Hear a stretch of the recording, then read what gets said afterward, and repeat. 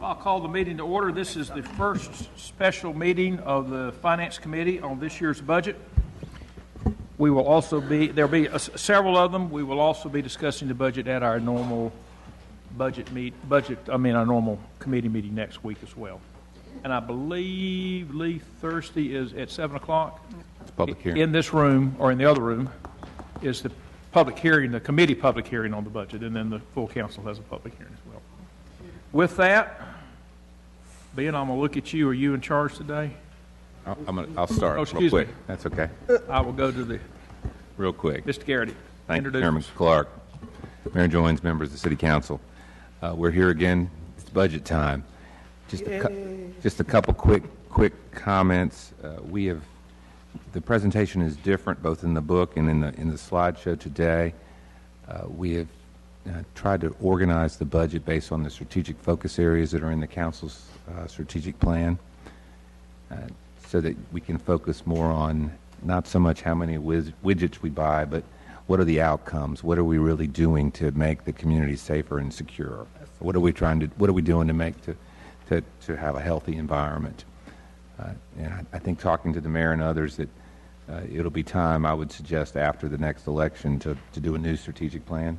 And so that I think the timing is good to look at it this way.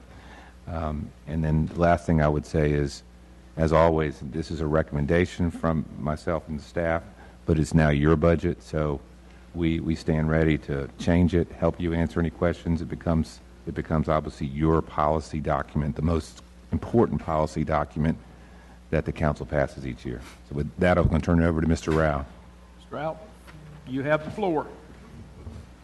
Well, good afternoon, Chairman Clark, Mayor Joines, and members of the City Council. Good afternoon. So just to kind of go over the agenda for the presentation this afternoon, first I will provide you an overview of the proposed the proposed 16-17 budget, the total budget. Then go into some specifics about the recommended community agency funding allocations for the upcoming fiscal year. Then an overview of our 6-year capital plan, and then talk very briefly about next steps, which you all really have already touched on. So to start, we'll look at the total budget.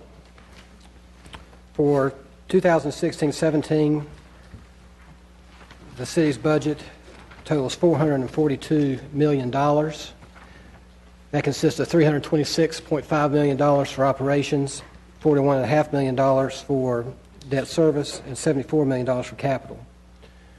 The budget is balanced as required by state law with a proposed increase in the property tax rate of 2 cents. It does maintain our current levels of service. It does focus on what staff's calling kind of the fundamentals, really focused on 3 areas: employee compensation, equipment replacement, and maintenance of our facilities. In terms of equipment replacement, just to give you a brief bit of information there, the proposed budget includes the replacement of over 200 vehicles or other pieces of rolling stock. But in addition to focusing on the fundamentals, we also will be talking about some enhancements that we're proposing, and we'll be talking about those by strategic focus area. So to go back to the number, the $442 million budget, that represents an overall increase of 6.6%. Just in terms of operations, it's about 4.9% increase. There's a balloon payment in our leasing fund as a part of the debt service component there. That happens about every other year. But for operations, we're looking at a 4.9% increase. So to look at the total budget in terms of the strategic focus areas, we have 6: economic vitality and diversity, safe and secure community, livable neighborhoods, healthy environment, quality transportation, service excellence, and we did put in here debt management. That's not a strategic focus area, but it is a significant part of the budget. In an ideal world, you'd like to be able to allocate that debt to those other areas, but because of the refinancings we've done over the years, I think that'd be a little bit challenging. As the manager mentioned, we have aligned the budget according to those focus areas. The document is more set up based on programs as opposed to departments. So, for example, you may look at the document And you may not see an entire department's budget represented in that one particular focus area. A good example of that is recreation. You have recreation programming in the healthy environment strategic focus area. But as far as maintenance of our recreation centers, that's in the service excellence area where we're focusing on maintaining our physical assets. So it's a more programmatic budget as opposed to a department budget. We do have a supplemental document, so if somebody wanted to see the police department budget, they can see that. If they wanted to see the total recreation department budget, they can see that. That's available on the city's website, on the budget office's website. We have a link to that, so that we still do provide that information.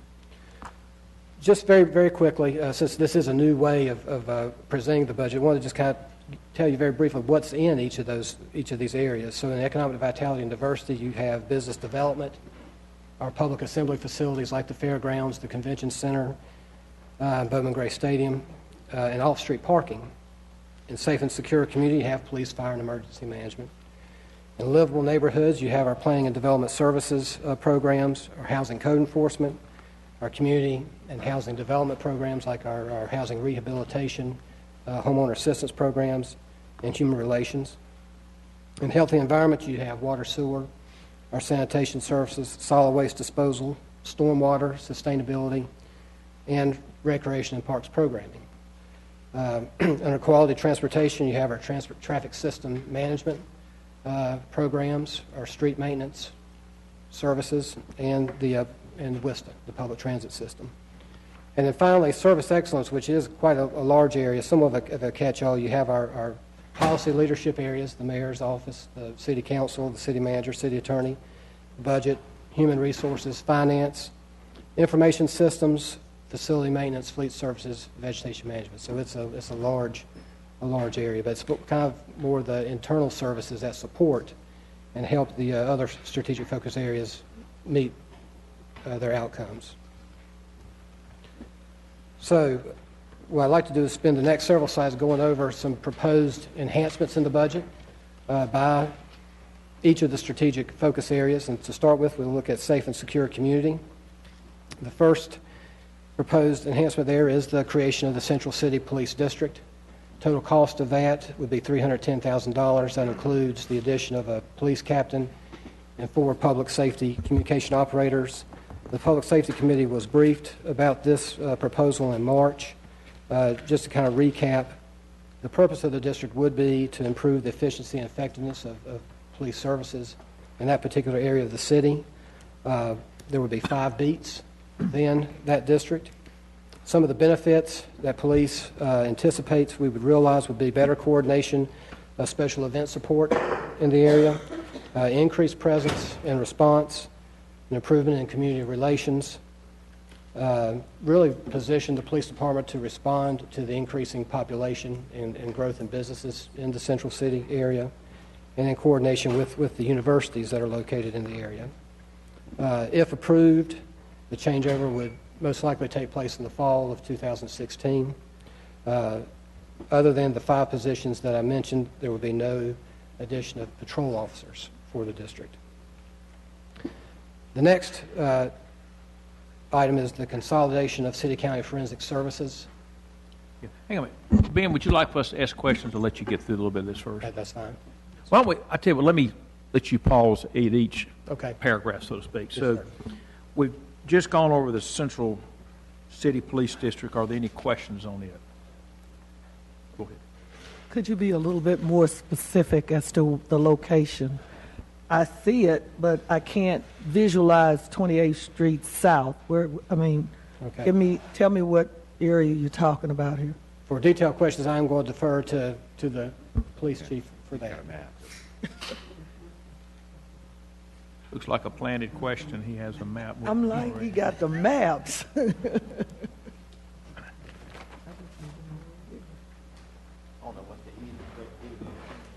And Chief, you can give me some neighborhoods, some streets, just help me get GPS dialed in on it. That's all I'm asking for. Okay, good afternoon, Mayor and members of City Council. There's several different areas. I know there's been some confusion about what the center city would encompass, and it's not generally what each of you would consider the downtown area now. like I mentioned in public safety, if I ask you what's downtown, each one of you probably will have a different definition of the geography of your idea of downtown. But the Center City District does include, I'll start to the north and kind of work my way down, the area of Coliseum and University Parkway. It includes portions of Glen Avenue, going south from Glen Avenue, 28th Street south down to 13th Street. Also includes the area of Northwest Boulevard, Thurman Street. On the southern end, it includes Winston-Salem State University, Bowman Gray Stadium, Diggs Boulevard, Skyline Village area.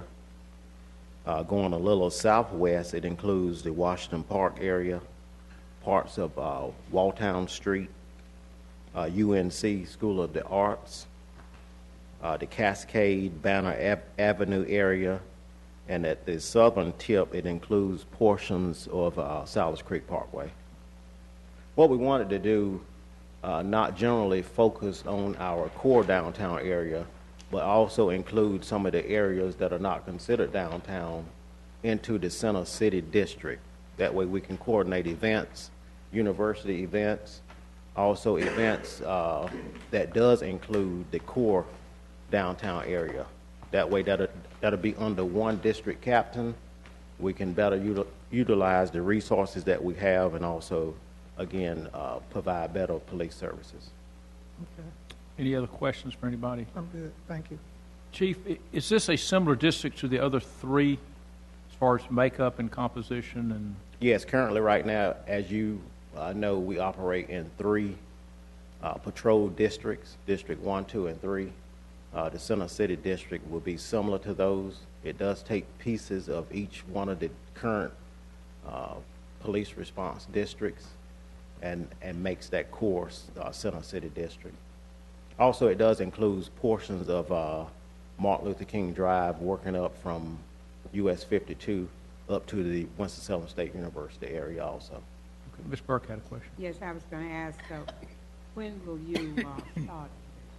We were looking, depending on approval, we were looking to the fall of 2016. That way, generally our call load is a little bit lower once we get into the fall. We didn't want to start this during the summer months when you typically have a little bit more call load than normal. Keep going. Also, when will you make the neighborhood association presidents and people involved know about their dollars? If we pass? We would make them aware once we got to the point where we were pretty sure that it would be approved and we would go about implementing it. Mr. Montgomery had a question. Yeah, no, one of the comments is in reference to coordination of special events. In particular, on looking at coordination of special events, help me understand how the district, they're doing this district specifically with some of the larger events does so, because most of those you normally pull from other districts to do so. So will this eliminate the need to do that? It could, well, depending on some of the events. Currently, right now, our Special Operations Division and the district captains help coordinate events. Like, for example, if there's a large event, just say it's at Winston-Salem State University versus UNC School of the Arts. Of course, that's two different district captains that have to work with our SOD folks. By pulling all those together, we could eliminate some of the confusion and just help better coordinate the events between the universities and using the police department staff, along with working with the university police departments also. And then my second comment is this, and I know initial conversations began around potentially adding another district.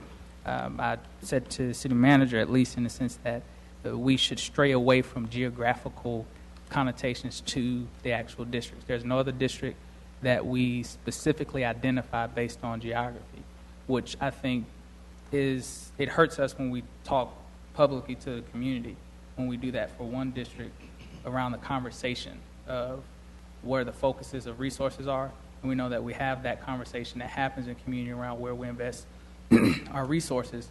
By simply adding a district, saying District 4 takes away some of the the geographical questions that people have. And so for me, that's I think we should have thought on that, because I hear that as a part of our conversations on where we're investing, excuse me, our resources. Something, you coughing now? I'm coughing. Yeah.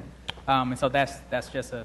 Well, as far as the name is concerned, it really doesn't matter to us. Well, it's almost moot now because it's public in the conversation, but I'm saying in terms of when we're bringing that around for public around how we're discussing investing resources, we're adding a fourth district rather than central city district, because again, around resource investments, when people have those questions on, we continue to put more and more resources in our center city and those kind of things, and we pull from others. That's the conversation that people have. And although we may have different opinions on whether or not that's true or not, how we publicly present things makes a difference.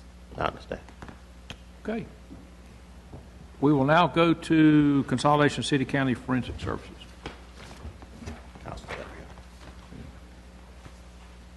The proposed budget does include the consolidation of the Forsyth County Sheriff's Office's crime lab with the Winston-Salem Police Department's Forensic Services Unit. The city and county staff have been in discussion about this for a number of months now, and so part of the budget proposal will be an amendment to the city-county cooperative governmental services funding agreement to affect this consolidation. Currently, Winston-Salem PD has 38 non-sworn positions in the Forensic Services Unit. There are 5 in the Sheriff's Office's unit. So those 5 positions basically would be added to the Winston-Salem Police Department operation to provide for the consolidated unit. These would be non-sworn positions. So in terms of city residents being county taxpayers, there would be some lower costs because the staff in the current Sheriff's Office unit are all sworn positions. So they're a little bit higher cost positions. I'll look to Chief Roundtree if he has anything he wants to add to this proposal. Nothing to add. If you have any questions about the proposed consolidation, I'll be glad to answer those. Anybody have any questions in this item? Well, just when this agreement comes back around, it would be clear that if at any point these funds are not there from the county, that those positions go where those funds went back to. That's clear. If they don't pay, it's clear in the entire agreement. All right, I just want to make sure that be something clear. I would like to comment on that too. I support appropriate consolidation between the city and the county to make us both more efficient and better delivering services. I would just be sure that we have the correct formula in calculating so they pick up the appropriate overhead as well. Just covering the marginal cost doesn't do it. Mr. McIntosh. Is there any opportunity to extend these services to other municipalities or other governmental agencies? I know we had talked about that up front. I know the backlog at the state level is quite high. Can we expand this to make it an enterprise center and produce some profit? Well, the original conversation was taking up the duties and responsibilities that the Sheriff's Office Forensic Services employees provide.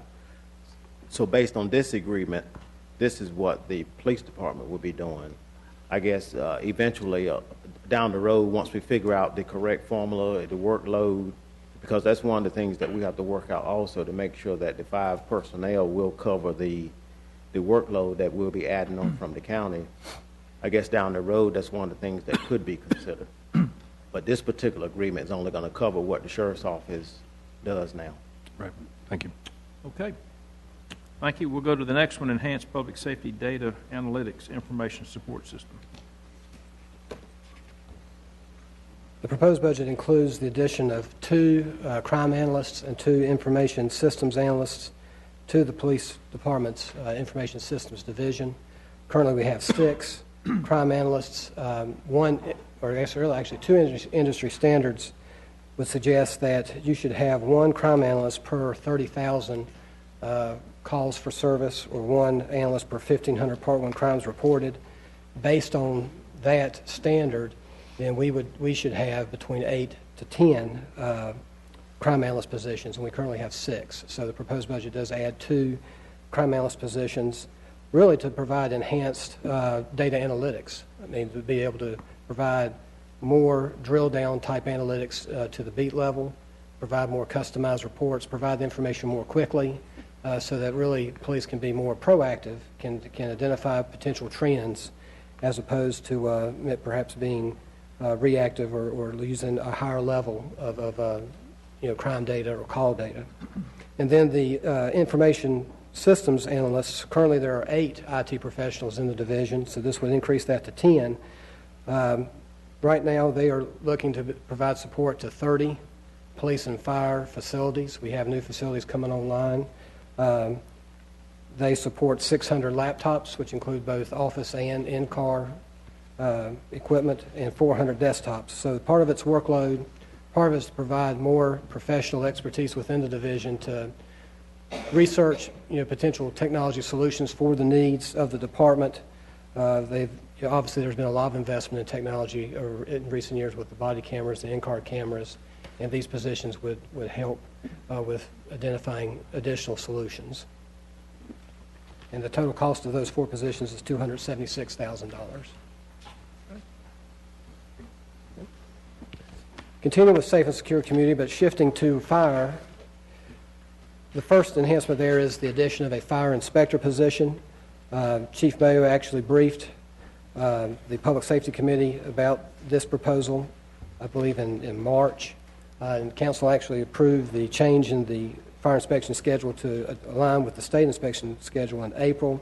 So this represents the first year implementation of a 3-year plan to shift more of the inspection workload out of the suppression division to the Fire Prevention Bureau, thus really freeing up the ability of the suppression division to respond to incidents, both fire and medical, also to engage in more critical training.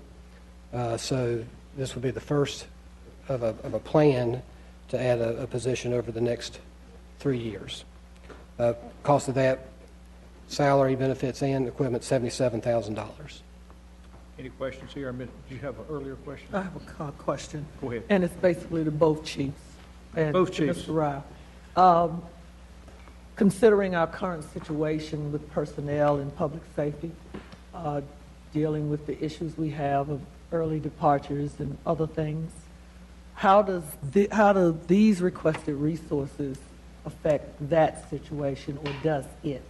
I mean, I see we're adding resources, we're adding salary to resources, but we also have people that are leaving us. So how does that, have we looked at that, and how does that impact this? Anybody tell me that? Maybe not. Well, as far as if part of the question is, could you use the vacancy that's freed up from turnover to perhaps meet this need, I would have to look to both chiefs to respond to that, but my feeling would be that probably those positions represent the needed level of support for those particular areas, and so these enhancements are all, would be in addition to the current level of staffing needed to provide the current level of service that those 2 departments are providing. Okay, and I want the public to understand, as everyone knows, I have no issue with public safety. You can't put a price on it. But I think, in lieu of what is going on, our citizens need to understand, since we are in a budget review, that we're dealing with another piece when it comes to development, training, retention, but now we're also adding to help affect the quality of the services that we give and provide that affects the organization itself of public safety. So that's why I asked, because a regular person would look and say, wait a minute, they're adding people, they're adding salaries, but are they dealing with this other situation over here? So yes, I just needed you to remark on that. Yes, ma'am. Okay. Okay. Mr. Montgomery. Yep, at 2-part. One that steps back to the data analytics information system support question. Question there is, I hesitate in this area for the fact of when we look at advances in technology around looking at data and shifting through data and how we look at data, particularly whether it's crime data or any other pieces. And so for me, I would very much like to know what opportunities have we examined around instituting additional technologically advanced systems to look through our data that makes it not as human resource intensive to do so, meaning that the data is input in systems and someone's able to simply plug in what they want out of that information and pull that information out. Those type of systems exist. We see it all the time at conferences and others that we go through around the country. And so for me, it's what's the cost of that type of technology as opposed to adding additional costs from adding people and personnel in those positions? And then is that even the same type of job that we're looking at for those type of people to do? Or are we talking about maybe apples to oranges in terms of what we're requesting? We can provide that information. Okay. And then the second piece is on the suppression piece from fire. On an adoption of the state inspection schedule, that is a reduction in the number and how often the properties are inspected, correct? That is correct. And with the reduction of the number of individuals being inspected and then the shifting of the workload from the suppression division, I know that was probably done initially in terms of being able to get efficiencies out of individuals and personnel there. But what is the negative impact of having the suppression division continue to do that work? What are we losing by having them do that? I'll defer to Chief Mayo to kind of expand on that. Good afternoon, Mr. Chairman, Mr. Mayor, Madam Mayor Pro Tem, other members of the council. Good So I'll afternoon. be sure I understand the question. It was one, That the first one was if we leave inspections in with operation, it is technically termed suppression, but that does not reflect what a modern fire department does. So you hear to me refer to it as operations because they are doing so many more things than fire suppression. So I'll clear that up to start with because my notes refer to the operations division, not the suppression division. But I think what I heard you say was, what is the downfall to leaving the inspections with the operations division? Is that so? I think I probably could kick that off by referring back to Councilmember Adams' question, which was, this allows us to make the best use of the current staffing that we have by freeing them to do things that they are currently not doing.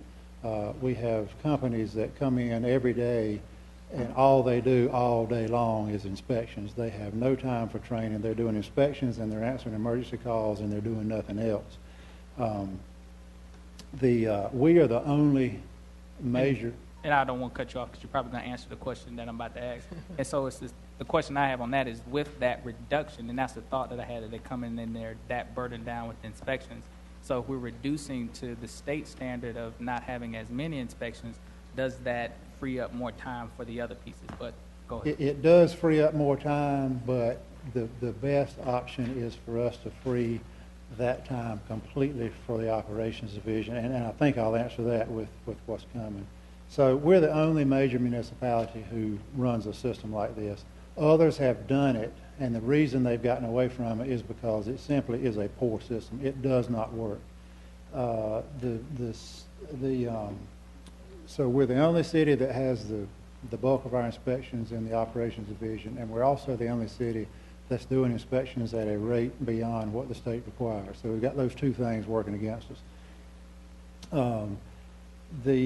So the operations division, and this is the root of why other cities went away from it, is that the inspections that operations division personnel conduct are poor relative to the inspections that Fire Prevention Bureau inspectors conduct, because the operations division, we expect them to be experts in fire operations, in emergency medical services, and there are 9 disciplines of technical rescue. So then on top of that, we're dumping having them be an expert in the fire code also, and it's just too much. That's why we went away from public safety in 1983, because doing fire and law enforcement was just too much for anybody to be good at anything. We were just kind of mediocre at all of it. And right now, the operations division is conducting mediocre fire inspections. When we send a bureau inspector in behind an operations inspector, they come out with a number more violations than the operations inspector will find.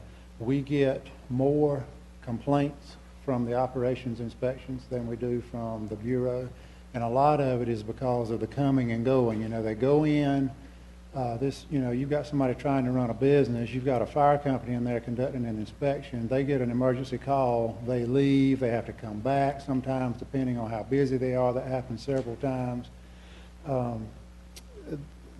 If you get in somewhere like Caterpillar, and you get in the back of that plant, well, it may add 4 or 5 minutes to our response time for an operations company to come out of a facility when it's that large. I think probably what strikes me most about it is we are 10 or 11 days from the 9th anniversary of the Superstore fire in Charleston, South Carolina, that killed 9 firefighters, destroyed a business, several buildings. That fire, after they did the investigation, was absolutely 100% the result of the lack of code enforcement. If codes had been enforced in that facility, that fire would not have occurred. That business would be operating today, contributing to the economy of Charleston, and those 9 firefighters would be alive today. So the operations inspections are creating high workloads on the operations divisions. They're not doing training. I think I mentioned that earlier. I have a map. Can we switch over to... I'm good now. Pardon? He's good. You're good? You're squared away? Yep. I'll stop my rambling then. But don't go far, there may be other comments. Ms. Burke?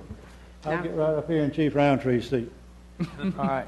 I was going to say that something Chief Mayo said about people being more creative in initiating things that will also eliminate or maybe not having as many people that we need to do jobs, and also in training folks to do jobs.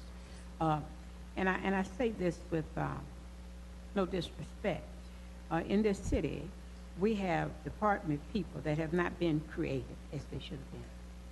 I said to the city manager, when he was not a city manager, he was in charge of a department, and he was saying, well, the employee needs to be in the building where maybe he was located. And I said at that particular time, there's somebody in England can talk to somebody in the United States and still get the same results. I go back to what Councilman Montgomery said. Technology has improved so, and I've said to the city manager, we need to use every one of the types of technology skills that we have to save time and to save dollars. And your department people, now you only said one thing that I'm saying that I think that's good about being creative. You had to come here to show up, which some of us already knew, because I have always criticized the way we do inspections and the winning in our feather, to say that we are the only city doing something like we were doing.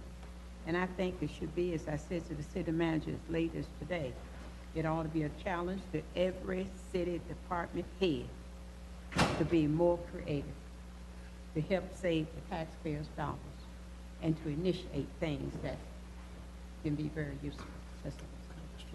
McIntosh. One thing that Chief Mayo brought up at the committee meeting about the reduction in the number of inspections or the increase in the time between them is that it doesn't affect the number of fires that occur. So there's not a downside to going from a once every year to a once every 3 years. And that really, to me, is the most paramount thing in the whole equation, is that you don't lose efficiencies and you don't have more fires because you're not inspecting more often. You're just doing a better job every 3 years than you were every year. So I think that's important to know.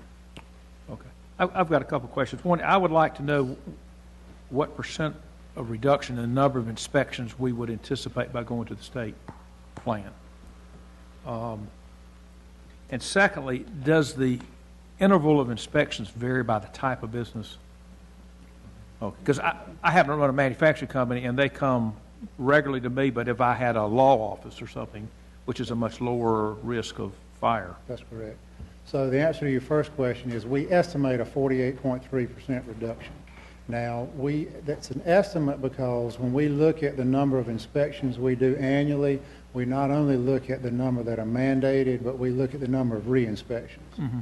So that's about 16 to 17,000 total that we're doing now. So we're looking to drop that back by about 48%. Okay. Do we currently have any inspection people? Yes, sir. How many do we have now? Two. Okay. Two. And we're looking to over 3 years to go to how many? We currently have 2 with this, because this is just one of a multi-year It's plan. one per year for 3 years. So we're going from 2 to 5. This is a more complicated answer than that. Yes, I'm talking about dedicated space. Uh-huh. Okay. Based on the state inspection schedule that you said you have to factor industrials, like every other year, the inspector should be in to see you. Yeah. The state inspection schedule. Okay. So the fire investigators actually go do 3 inspections. So those inspections are done on an annual basis. They're done every year. They wouldn't change over this time. So the annual inspections, the more complicated ones, are done by the fire investigators. The high rise, the hazardous, Yeah. institutional, nursing homes, and hospitals, those institutions, that type of things. So those are going to continue to be done on an annual basis. Yeah. The other things we talked about, and we hit on is exactly based on risk. Mhm. So typically, the things that you would only do once every 3 years are your low-risk hazards. You don't expect to see a lot of fires, and you don't see a lot of fires and those kind of jobs. Yeah, yeah. Just a comment. I know that certain fire stations get a lot more calls than others. Correct. And I've got some that have probably a high rate and some that have a low rate. Exactly. And it seemed like to me the ones that have the low rate would have more time to do inspections, whereas the ones that get much more calls probably don't have time to do any, or very, very few. Do you take that into account? That's accurate. The challenge is people drive demand for fire services. Yeah. So businesses are where the people are. So the busy companies also have the most inspections. So the challenge in trying to do and I respect what you are suggesting because it's a common suggestion. But what you're suggesting is that we move a company from a slow area into a busy area to conduct inspections. Well, what that does is that then leaves a vacancy where that company is supposed to be. So now we've got a company out of their territory because we're a geographically based response agency. So we've got a company out of their first due territory conducting an inspection in somebody else's territory. Well, that's not what I'm suggesting. What I'm suggesting is I would suspect that the one on Polo near Sherwood Forest, the Northington Fire Station, would have a lower call rate than some of the others, just because it's all residential. That I would think there's not a whole lot of high risk. So I would think they could handle more of the inspections in their area and use the fire inspecting positions at I think the downtown one gets a lot of calls, I've been told. The Station 1 is the busiest. Yeah, yeah. So I'm having a hard time justifying going from 2 to 5 when I'm getting ready to cut the number by 48. But I also understand that Fire Station 1 probably needs some help. But I'm not sure that I'm going to call it the Sherwood Forest one, that they don't have the time to do some inspections given the workload. And I just picked that as an example. That may not be a good example. But I do know there's a significant difference in loads. Right. So the 48% reduction doesn't get all the inspections out of operations. That's just not enough of a reduction. The problem is those stations that have the most time to do inspections have the fewest inspections to do. Does that make sense? Yes, I can believe that There aren't too. as many commercial buildings where you're talking about to be inspected. Yeah, yes, right. They would have very, very few commercial buildings. So the busiest stations have the most inspections. Yes. And vice versa. So it's hard to balance that without leaving gaps in the coverage area. Okay, thank you. Any other questions or comments here? I was going to ask. Yes, Ms. Burke. Now, once we were using the fire truck, what would they do to go do their inspection? They'll use a light vehicle. And that's one other thing I felt. I did see one day this week a big fire truck in front of a store. I guess they were just stopping to maybe pick something up. One of ours, One of yours. parked in the front door. He pulled it right through. It was on Did he let somebody out and then the fire truck I drove had to off? drive and see everything. Maybe just stopping for some beer. I can get some more information from you, but our folks should not park a fire truck in the front door of a business unless they are answering a call in that business. Maybe he was answering, but he did park in front of it. Now, they may stop and let somebody off, and then they should park out in the parking lot so customers have free access to and from the business. They weren't picking up something for you, Ms. Burke. No, they said the mayor had sent them on. The mayor had the mayor needed some milk. Yes, Ms. Montgomery. Question and maybe to be information brought additional time. With switching and reduction of the number of inspections on top of adding personnel that would use light vehicles, what's the potential cost savings on fuel for trucks in terms of them going out to inspections? And you may not have it, may do. It is we could make a shot at it, but I would not feel very confident in the data because the time that companies are now spending doing inspections, and there's more travel involved with inspections than with training, but we will expect them to conduct some training in their territory, and that's going to require some travel as well because they can't do everything. You know, you can't ladder the fire station but so many times before it becomes a routine thing. So we expect them to prepare themselves for the risks that are in their service area. So there will be, like I say, I'd be glad to take a stab at it, but I would not have very much confidence in it. We would be glad to show you after a year what the actual results were in a reduction in fuel consumption. That would be hard data. Okay. Ms. Adams. Yes, just for information, and maybe it's in the budget book. I'd like to see, Mr. Garrity, the addition of these resources and a heading of, again, I see it here, but I'd like to see a cross matrix. If it's fire, they're adding 5. If police, public safety, utilities, staff, whatever, I think we need to see that. Okay? Okay. We'll now go to shift safety and training officers, the second item on page 7. Proposed budget includes 3 captain-level positions and the associated vehicles and equipment for this.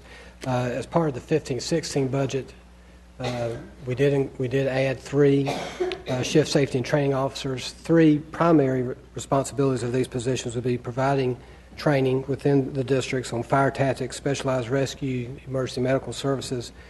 Also develop and administer a comprehensive safety program, including what we say cancer prevention, but I think it's hazmat material awareness, that type of thing, and OSHA compliance, and then to serve as the on-scene safety officers.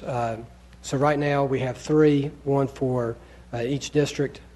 What this proposal would do would add another 3 additional captain-level positions, and that would provide 2 positions per shift. And so that would enable us to provide sufficient coverage both for training and for the on-scene coverage. Right now, if a captain is pulled to have to provide the on-scene safety oversight, then there's not the ability to provide the critical training to the stations. When you say on-scene safety officer, I mean they actually go to the fire and be sure that. Are they telling the guy in charge, or they are the guy in charge, or what are they? They are in charge of safety. They are on the initial alarm to all building fires, technical rescues, those sorts of things. With the assignment of companies that we send to handle that event, that safety officer is attached to that assignment, so they're on the initial alarm. Okay, all right. Any questions, comments? Okay. Last one, fire. The last one is the addition of a fire apparatus mechanic. We looked at some benchmarking information, looked at the other large cities in the state like High Point, Greensboro, Raleigh, and Durham. Currently, the number of frontline apparatus per mechanic is double the average of the other cities. We have about 14 per mechanic, and the other cities, the average is a little over 6. So the addition of this position would enable the fire department to provide the needed turnaround for repairs, to maintain the preventive maintenance schedules that are established for the vehicles. Even though we have been replacing fire apparatus over the years, we have a schedule. We still are experiencing the challenges of of equipment meeting their age or other replacement criteria. Okay.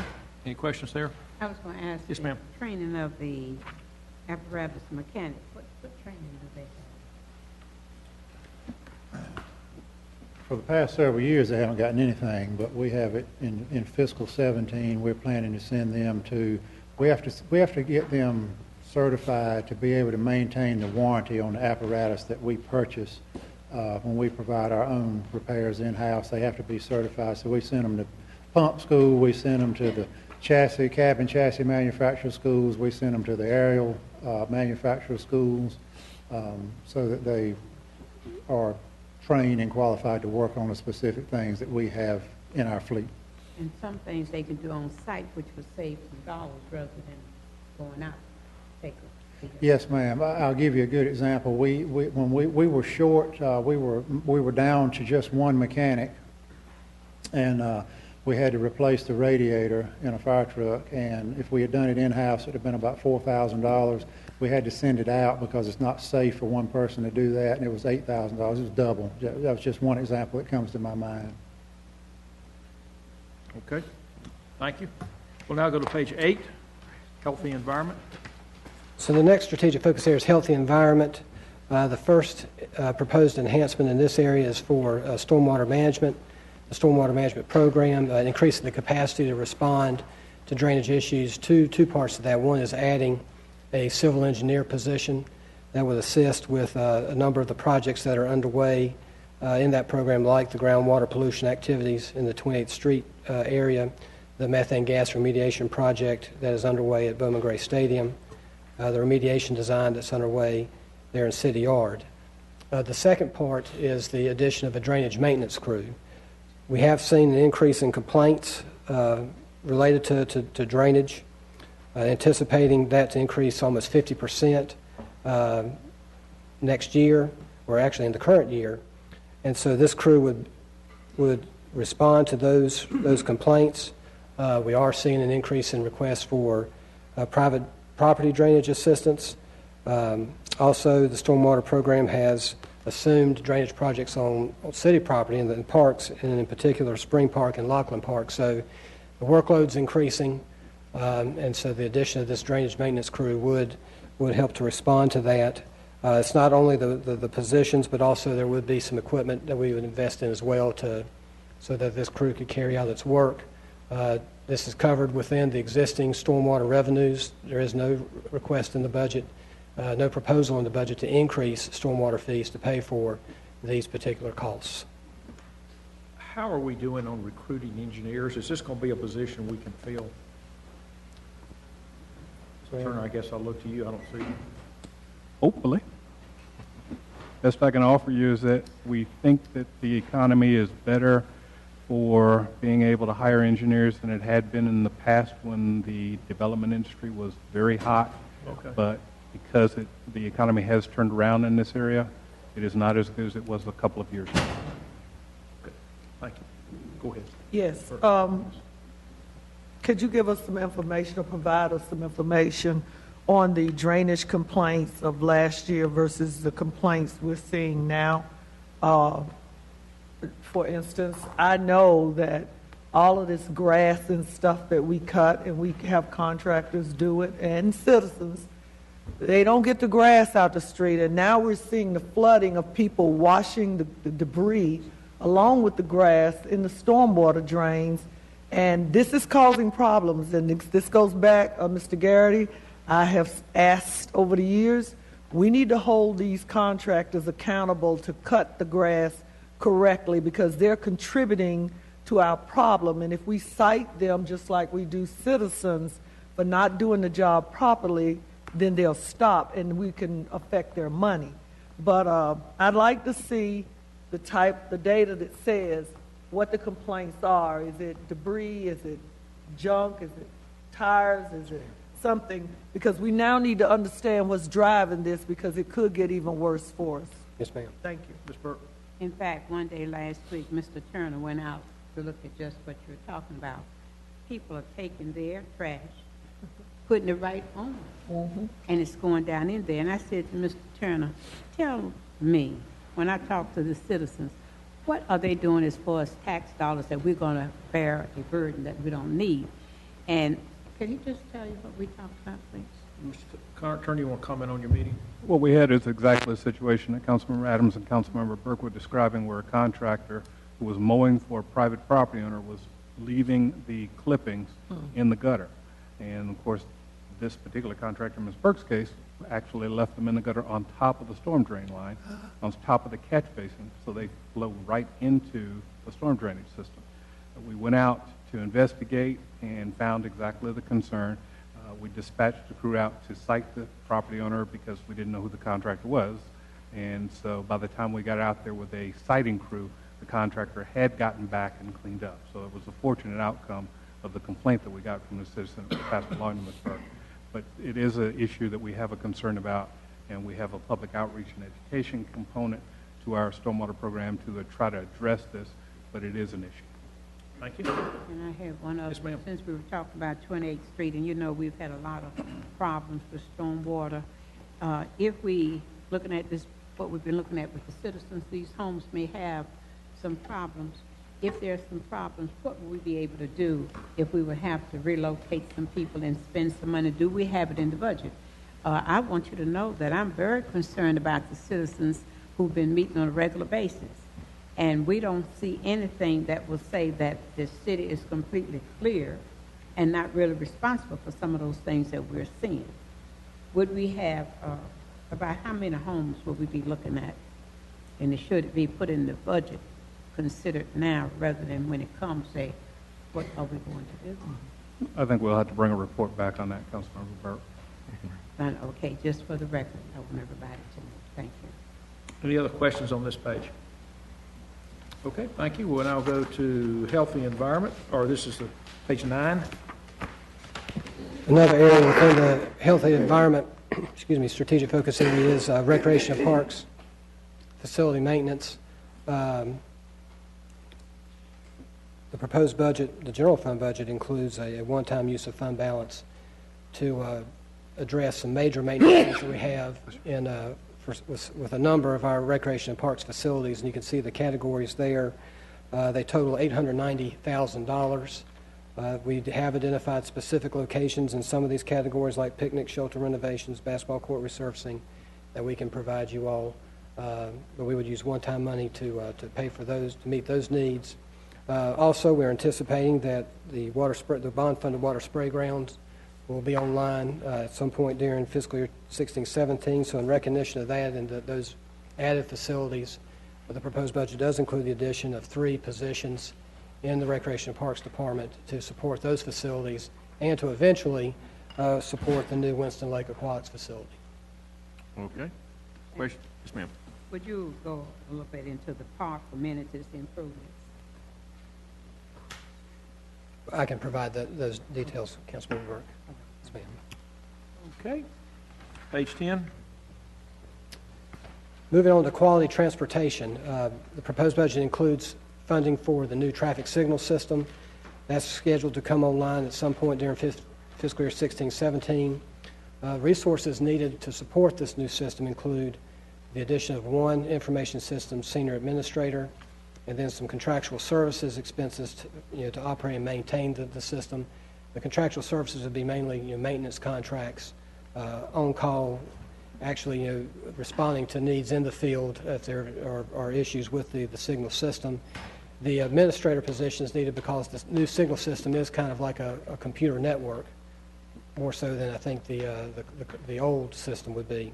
In addition, this position would also provide support to the city's new fiber network. So there's going to be the signal system network and then the city's new fiber network, which will connect us to a number of our facilities throughout the city. So this position will be actually responsible for operating and maintaining both of those networks.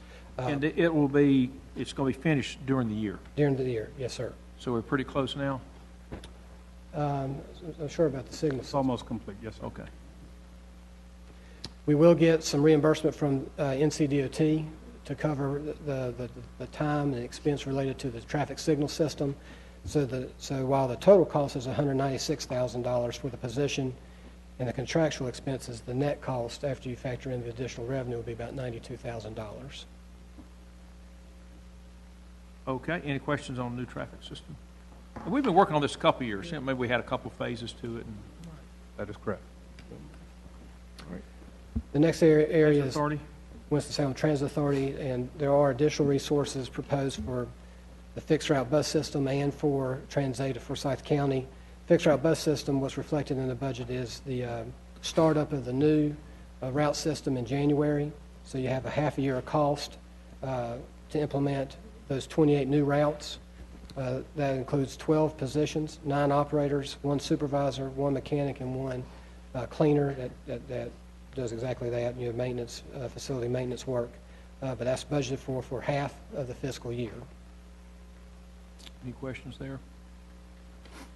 Okay. So the change in the bus routes that we were originally told was revenue neutral is now $600,000 a year. Yes, sir. Just because we wanted it to be revenue neutral doesn't mean it could have been. Yeah, we'll see. Page 11. Then for TransAid, over the last several years, we've seen a significant increase in the demand for service. And so in recognition of that and to respond to that and provide more capacity, the budget does include the addition of 9 positions in TransAid, 7 operators, 1 customer service representative, and 1 ADA certification specialist to increase that capacity, to be able to respond to that demand. You can see there in the chart how particularly the number of ADA trips has increased since 2011. Ms. Adams? Mr. Rao, I know in the past couple of committee meetings of Public Works, Councilmember Bessie's committee, have we made a plan to, I don't want to say deal with our current situation, but I'm concerned that we're going ahead and we just kind of keep doing what we're doing, and we've been presented the information that tells us that we need to rethink this plan because we're adding money to it. We're different. Again, we're benchmarking other cities, just like the fire department, police. But now we've got another issue where we're not really dealing with the problem. And I'm concerned about that because we have seen the increase in riders due to baby boomers, retired people, but we have aspects of our ridership that other cities and municipalities around us that don't have. And I'm just saying it because it's like we feel like we can't make a change because it'll make us all look bad.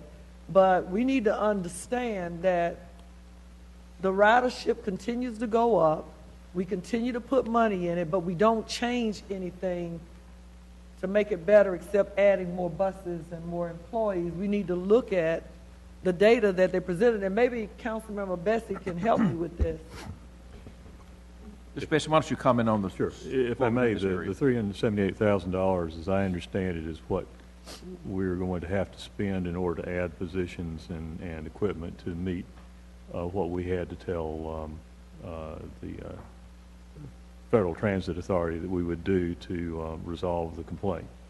And the complaint was based on the fact that we had, over the past 5 years, approximately 48% increase in trip demand for the TransAid system and no increase in employees or to address it.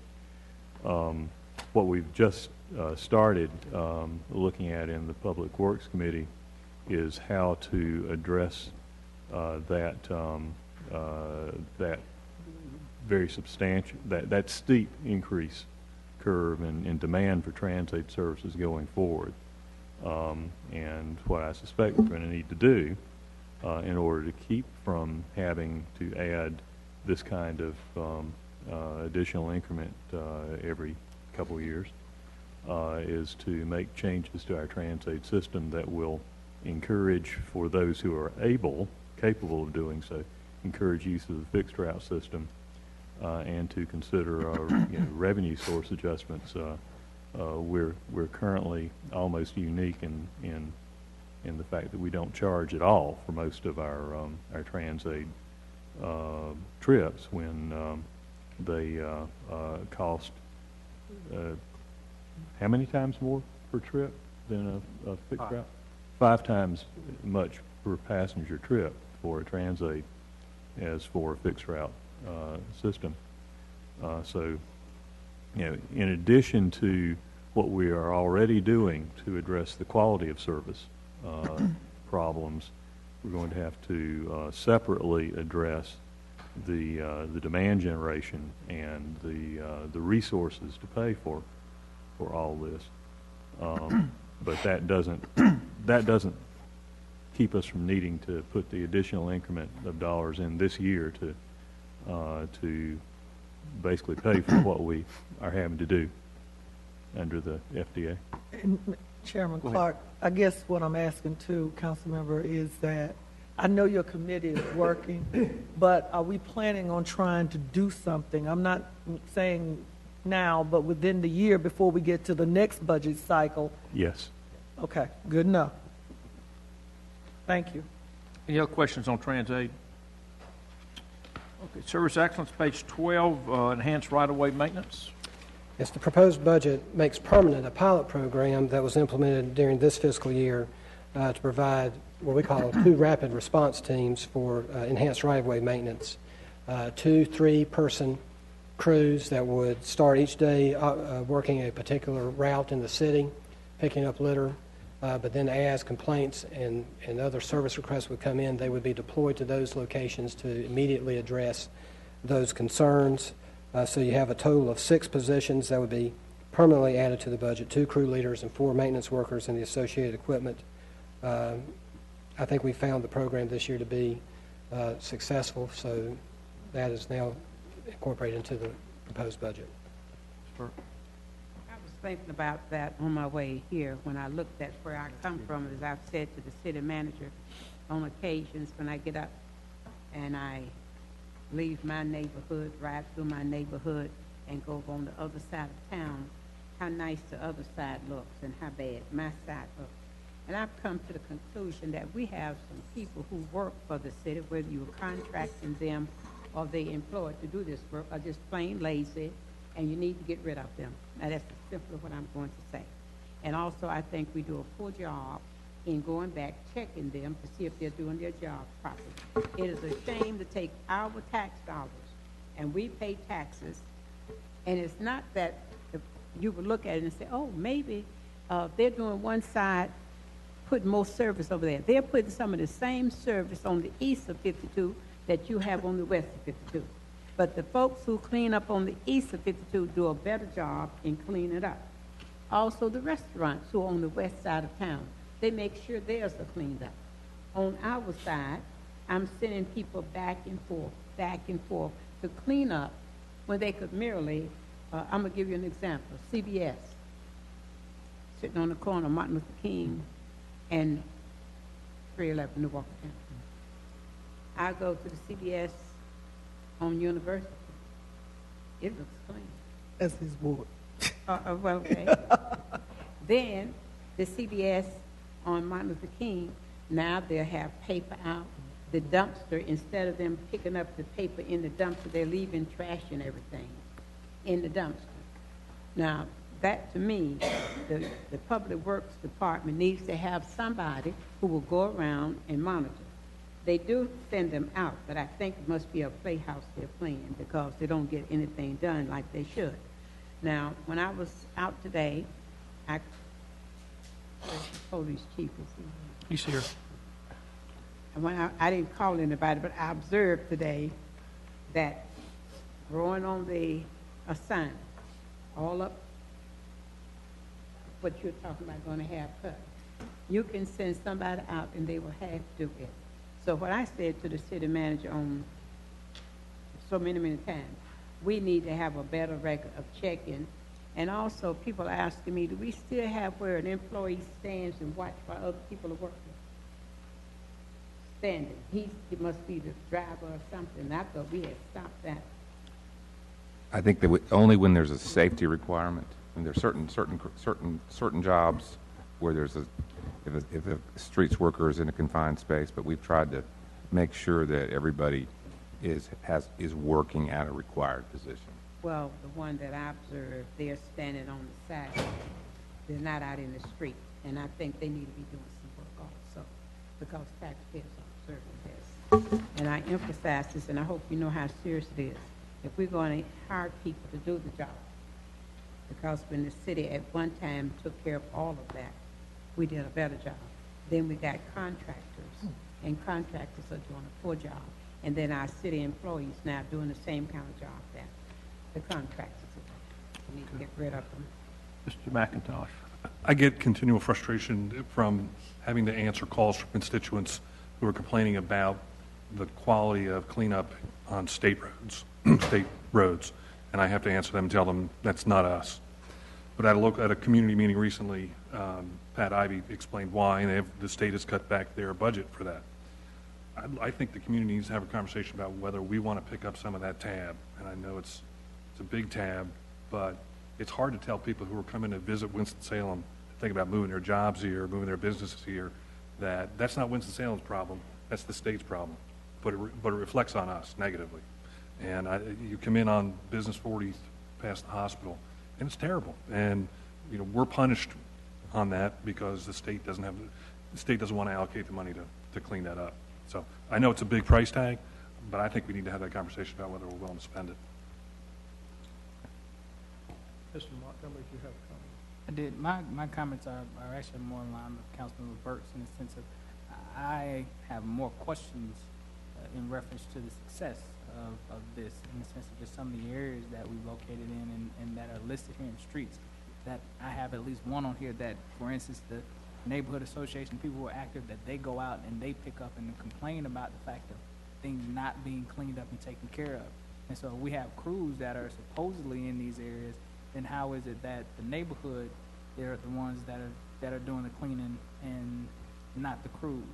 And time passes where things have been left out on streets in very areas that are listed here. And so I think that having people do the work and being there, if it's successful, is a great thing, but not to just allocate dollars for people to mysteriously clean up in areas that may not to say that they're not doing it, but for me, I need to understand what's the timeliness in terms of these daily routes that they're going supposed to be every day? Are these, bi-weekly? What's the routes? How is this actually working? And so to allow for neighborhoods to be in one condition at one time for the neighbors to see it, and then if they're coming, I know sometimes when we see the routes with brush pickup and things like that, how things can get left out. But to me, this isn't set up the same way, and so there will be much more coverage in the way that this program was supposed to have been run, and so I just have questions on that. We'll provide some additional information. Let me ask a question. 5 years ago, did we have crews that went out and did this? Because I know we've been playing around with this. Or we've always had litter crews. We've had one or two full time to begin with, and this was an augmentation to add more response. And part of what these two crews do is a rapid response. Is we pull them on a regular basis. We'll pull them off their routes if we get a complaint to go take care of a high maintenance area. But we've always had some. It's a continual problem. One of the issues we face, and it's often complaints we get, is we're only picking up in the right of way. Yeah. So, and a lot of the trash ends up on the personal property. For a citizen driving by, it's still trash. Yes. That's one of the issues. But I think we can bring back some more information on it. Because let me just finish and I'll get back to Ms. Burke. I think it's asking too much to expect a city to pick up trash everywhere. And when I drive home at night, if there's the mayor's thrown a beer can in the yard on his way home, I stop, get out, pick it up, and then continue into the garage. What's that? You got cameras taking pictures? I do fingerprint. But this is just right of ways. But litter, it gets back to who's throwing the can out the window. And some of it's not deliberate. Some of it falls out of a back of a truck or whatever. But this is just addressing right of ways, which is kind of our land. Yeah. And it is not addressing most of the street front property is owned by somebody. And now this issue with state roads is a little bit different, but if there's litter on private property, that's a different animal. They send people out to site. Okay. So I think we've asked for a little more information on kind of how this program, I think it's a good program. I think we need to do our best. But at the end of the day, if everybody picked the trash up in their front yards and we'll do the right of ways, we should look okay. Yes, ma'am. And certainly, I think the neighborhoods can do something about that too. I know West Salem, for years, they would have their regular extra pickup, and someone would take it to the dump, and just for the sake of the neighborhood. Yeah. So, that can be a positive influence. Ms. Burke, do you have additional comment? I was going to say, when they do go down Lansing Drive right now, and they have their own people's school system, and they cut, and they left all the paper. I asked Chris Mack to get in touch. He says it's the Mr. Cutright. All right, I went back out there, and it's still there, and I told him, tell Mr. Cutright nobody's playing with them. We will cite them, because we have to come and go. And it's the same thing, go out on Carver School Road, and you'll see the same thing. Now, it's a serious business, and that's when we have people coming to visit us, coming into our neighborhood, and we put the money we put in our yards for our homes to look nice. I do not like it, and I want the city manager to let those folks know we're serious, and we've been talking about it too many years, and not getting the kind of results we need to get. Okay, thank you for those comments. We'll now go to page 13. Let me interrupt a minute. When were we supposed to adjourn today? Because it's going to be 5 o'clock in a minute. We're not halfway through yet, but we'll see. Keep going. Okay. Maybe if I stop talking, we'll move back. So still under service excellence, the next proposed enhancement is increasing the capacity for our in-house employee training and development programs. So far this year, through the first 6 months of the year, our employee development area has provided 7,300 hours of training for city employees. Last fiscal year, they provided a total of almost 18,000 hours of training. There are a number of areas that we would enhance our training. We would implement a second career builder succession planning program, add to some of our existing training programs for supervisors, department head training, those types of programs. We also plan to add a mandatory personal security training class for all employees, kind of part of our ongoing efforts about addressing security issues with the city, both in terms of our facilities and in terms of educating our employees. So in terms of the added resources, excuse me, in this area, the proposed budget includes one human resources analyst, an additional human resources analyst, and then funds for contractual services to do more of the in-house training. So $108,000 total cost there. Mr. Rao, is this new training, or is it replacing contractual training? It would be additional training. It's both. It will be some additional training. It will be some enhancement of training that we already do, where we're actually revamping it, and it will be some contractual training as well. Okay, thank you. Any questions from anyone else? All right. And the second area is an increased focus on city facility and parks maintenance. As I mentioned at the beginning of the presentation, one of the fundamentals we're focusing on is city facility maintenance. And so we know we've got some new facilities coming online, some of the bond-funded projects there you see listed. But it's also a focus on our existing facilities as well. So in recognition of both of those needs, the proposed budget includes the addition of 3 facility maintenance positions, an equipment maintenance technician, which really would focus on our mechanical systems like the HVAC systems, an electrician, and a trades helper. And then we propose adding, on a recurring basis, funds to the budget, $50,000 for creek bank maintenance in city parks. A good example of how those monies have been used recently would be Bowen Boulevard Park, where we've done a lot of clearance work there to improve sight lines and hopefully improve feelings of safety there in that park. This would be a recurring appropriation now, where we would use it to address, creeks in city parks throughout the city. So you'd have Bowen Boulevard Park, Haynes Park, Shafter Park potentially that we would address. Something that we have not had in the budget previously. And then finally, an infusion of $50,000 to do more painting and other major maintenance work in our facilities, something that doesn't necessarily rise to the level of being capital that we would finance on a long-term basis, but just the things we need to do to keep our buildings looking fresh.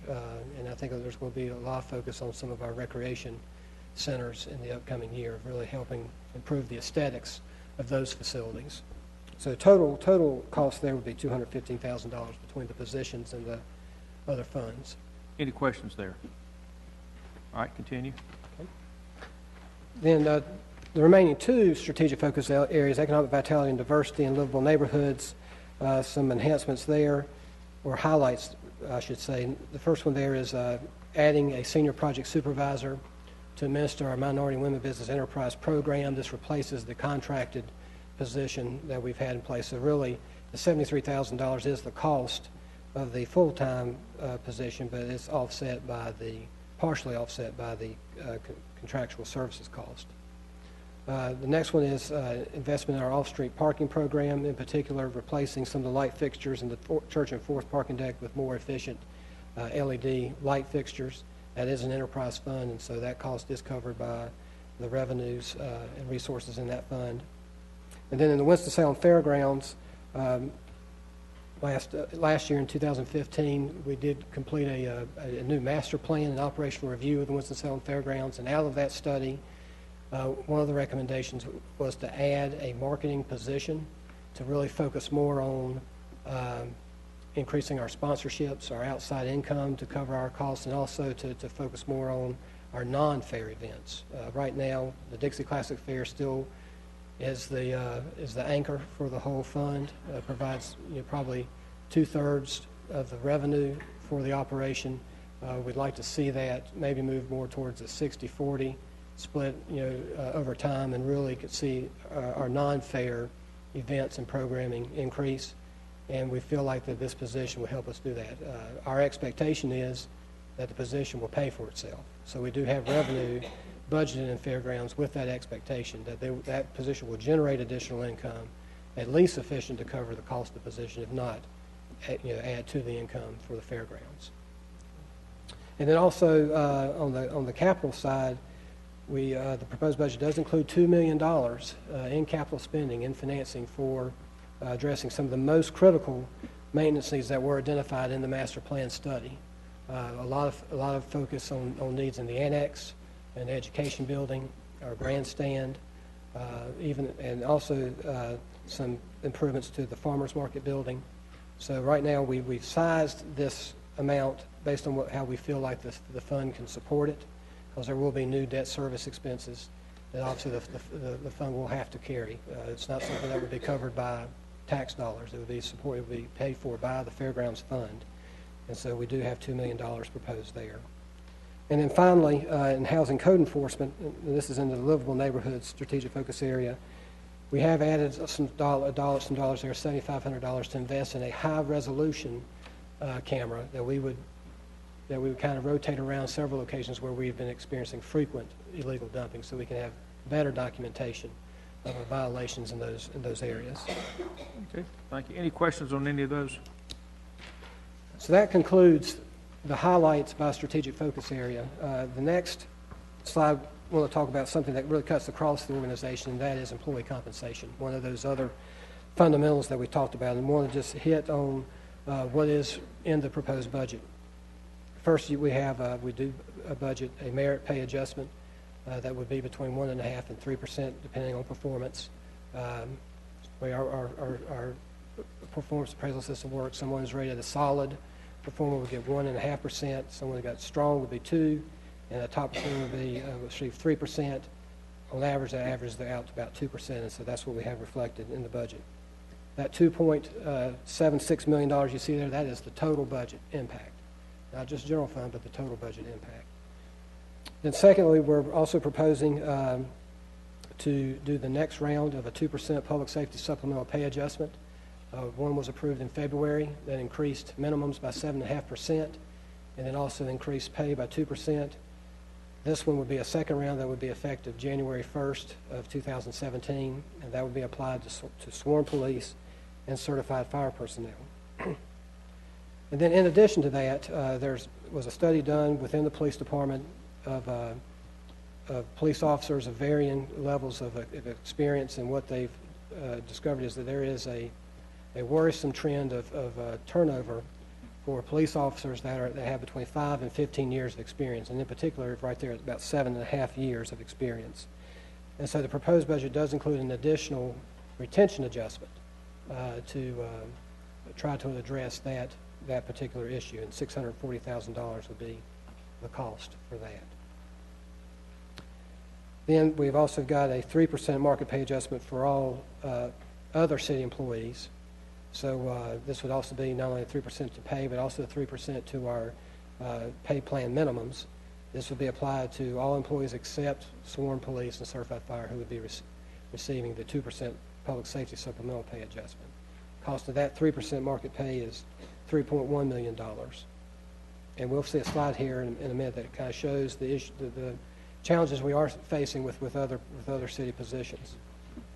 We're also proposing to increase the minimum hourly rate from $10.10 to $10.40. And then a new added benefit that's included in the proposed budget is a 2% contribution to a 401A defined contribution plan. It would be a contribution. It would not be a match. So every employee would receive it except for sworn police who already receive a 401K contribution from the city. That would go into effect January 1st. So that would give us time to educate employees about the benefit, about selecting, the investment options and how this would work. Reason why it's a 401A versus a 401K, 401A would not have an impact on the limits for 457 plans, and it also does allow for a vesting option. So with this program, For a vesting option? for a vesting option, so employees would have to have 5 years of service before they could access the funds. $758,000. So it'll vest 20% a year or 0 and then 100% at 5?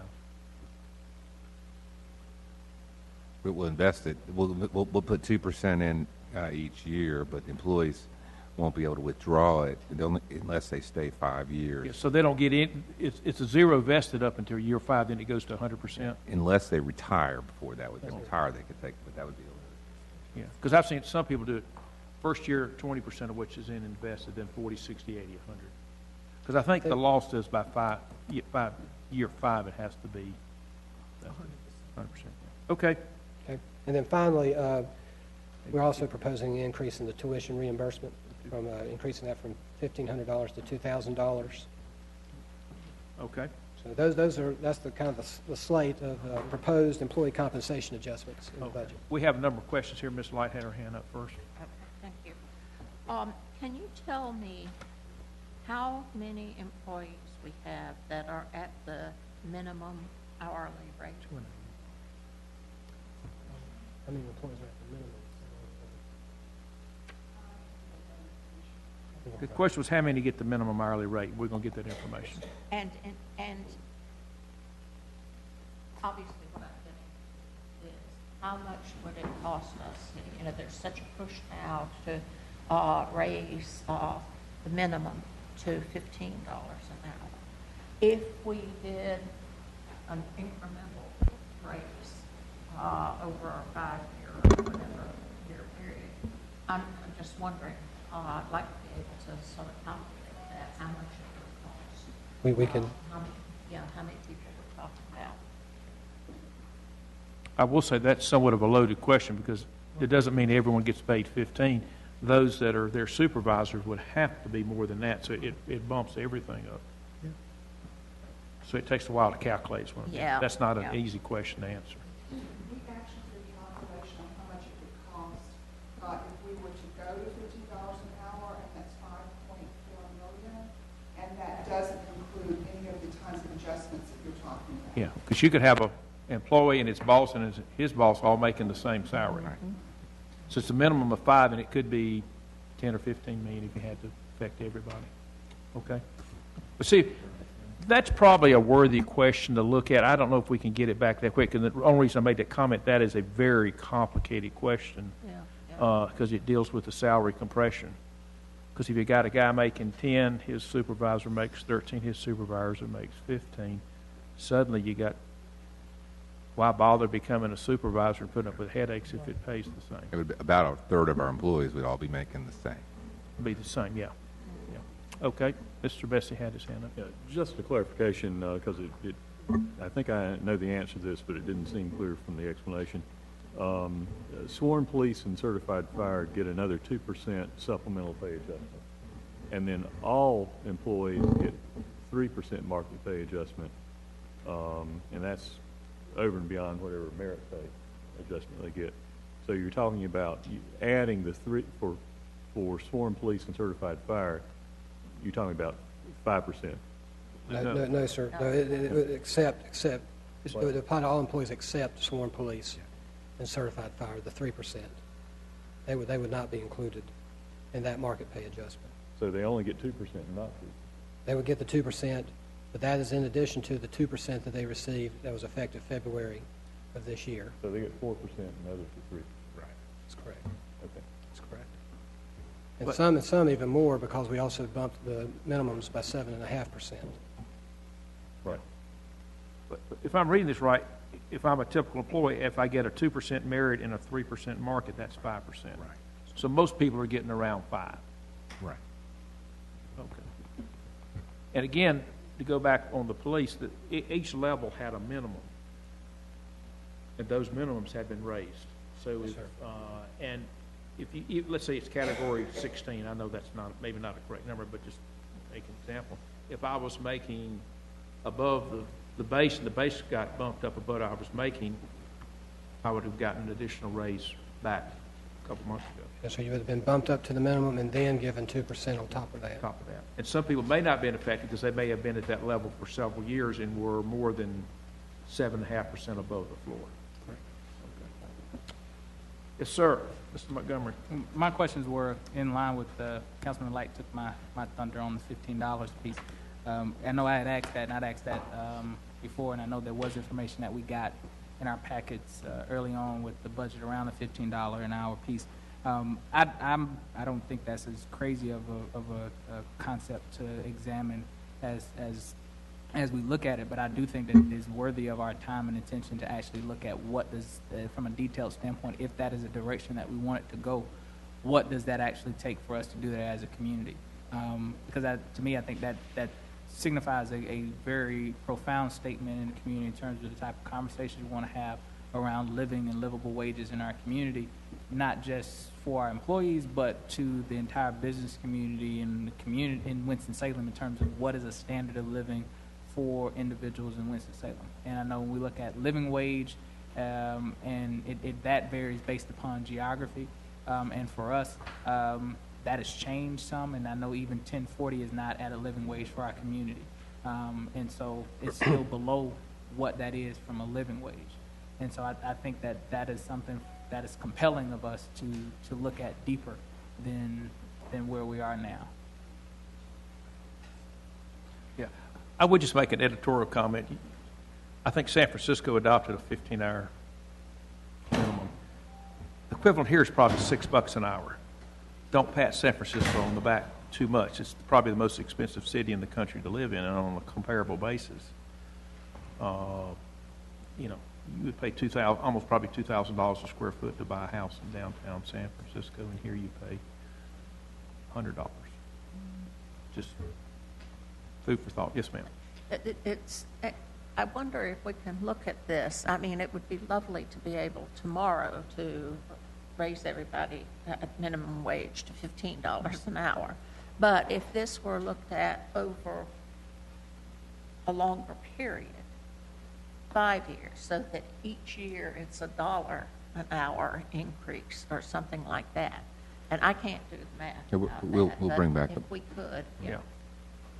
And to a certain degree, we're getting there. I mean, the average employee is getting a 5% raise this year. So if you're making, well, you have to be making $10 now. So that's not $1. It's 50 cents. So you're going to be at $10.60 or whatever. And Mary, if I say with that, in terms of what our actual living wage for Forsyth County would be along in that, in terms of what is the defined number on that. You also need to look at the definition of what's living wage. Yes. And what does that pay for? And those definitions will vary. Depends on who you ask. Depends on who you ask. And by geography. Yeah, and if your kids are grown and out of the house, that's different than if you got little kids. I mean, it is a very, I'm not editorializing whether I'm for or against. I simply said these are very complex questions and what's a living wage to one circumstance is not to another. And we won't, won't debate it here, but just because it's complicated doesn't mean that we ought not deal with it. Yeah, I'm simply defending the staff if they don't get back next week. Yeah. This is a very, and Dan's question, basically, what is a living wage?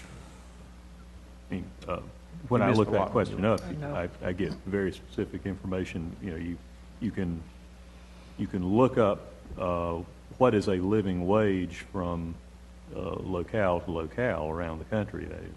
It's calculated, and the various definitions will tell you what they mean. Okay, what does it cost to pay for a 2-bedroom apartment with thus and so as expenses? And in our area, you'll get 14 something. The last time I checked, $14 and something in there. Is that for family of 1, 2, 3, 4, 5, or whatever, And you're talking about a 2-bedroom apartment, however many people that Yeah. keeps going up, the $14 and change level, then that's assuming one wage earner, one job, 40-hour week. What does that include in sort of the grocery and utilities expenses? Well, that's harder to calculate. So it's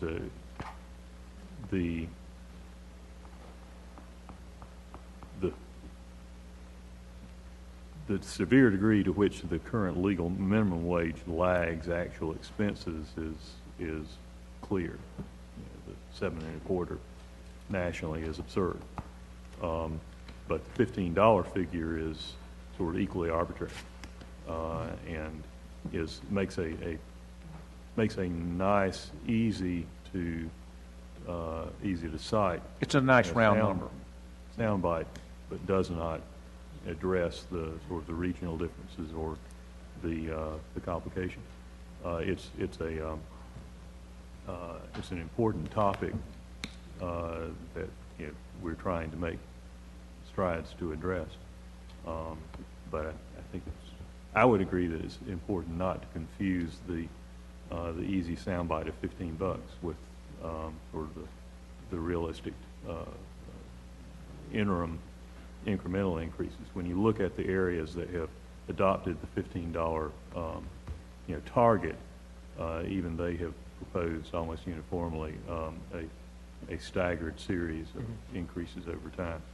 I believe Seattle, for example, one of the most ambitious targets in the country. They didn't go to 15 across the board. They went to 15 over a period of years. Yeah. So I think 5 or 6, 7 years. it's a complex topic. It does need to be addressed, and we're trying to do that. Yeah. Last piece I'll ask, I know this applies only to our employees, and we do not have the statutory ability to make this apply to any other businesses beyond us. But the question I do have is in reference to our contracting and policy, whether or not we have the ability to have a minimum in pay on that. And that may not be a response that we have now, and I know there's been different conversations in around that, and other things have that HB2 may I think have. HB2 answered that specifically, but I will look to the attorney in a minute. But, and this is the way that I say around that, the same way in, well, I'll talk to you, I don't want to say that. You don't want to. Yeah, we're getting far afield of the budget. Yeah. Ms. Carmen, if you'd like to send a letter to Mr. Montgomery reminding him what HB2 said about cities setting minimum wages, I'd appreciate that. But we will conclude, these are very complicated questions, I think is what we're all assessing, but important questions. Okay, page 16. By the way, I'm going to conclude at about 5:20 and see if we have any wrap-up comments, and I know you will not be finished, and we will just pick it up, and I'll talk a little bit about scheduling, because it looks like maybe we're way behind.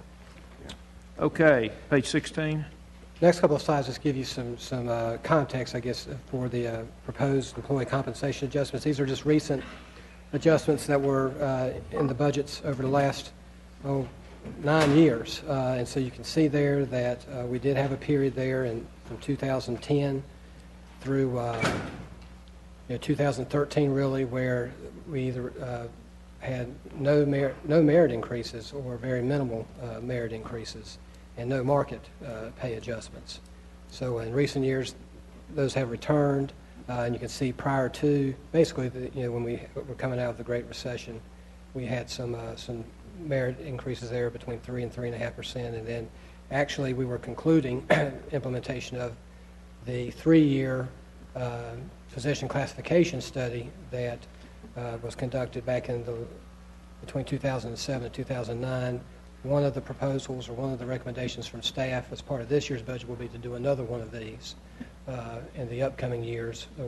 Part of the budget action items that you'll consider will be a resolution authorizing staff to move forward with another one-third position classification study. Okay. Thank you for that information. Page 17. Then this table, this is information that has been presented before, although we are focusing more now on the triad market. I think that we've concluded that trying to compare ourselves to Raleigh and Charlotte and those areas really probably isn't realistic, and we're probably losing employees more locally.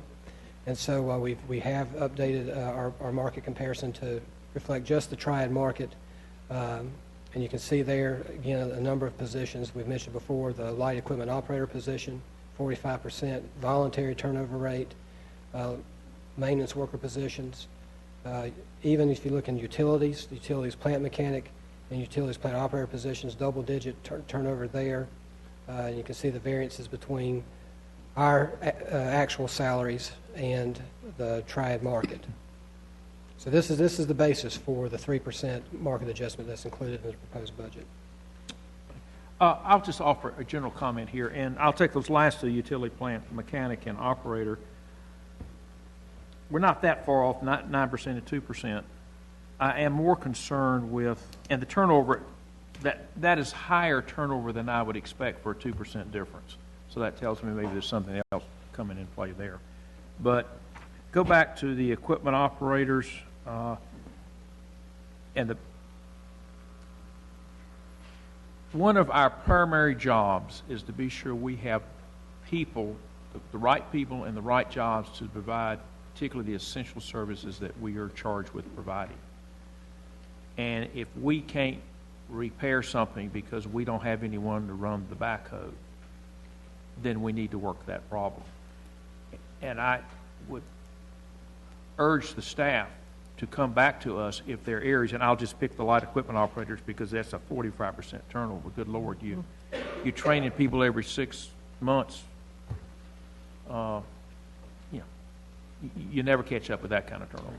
If we need to do something extra in certain areas, then I think you need to come back to us with that. And that, I asked the question earlier to Mr. Turner about can we get civil engineers? Can we get, I think we're adding some IT people, probably, I call them IT, they're more service people. I think the police area, we're adding someone to repair a lot of this new technology material we have. We're adding someone, I believe, to work on the new street light system, which is an IT type job. It looks great if we got these nice modern street lights, but if we can't have anyone that can run the software and service it, then we're in trouble. So if we need specific adjustments, come back to us. Because 3% may not cut it for light equipment operators, I don't know. Or come back to us and say we need 20,000 or whatever it is to do a program with Forsyth Tech to train some people, to add more people to the marketplace. Because the economy is picking up nicely, and those are probably private sector jobs they're getting pulled to. Right. So that's just kind of my general comment on that. Okay. Yes, sir.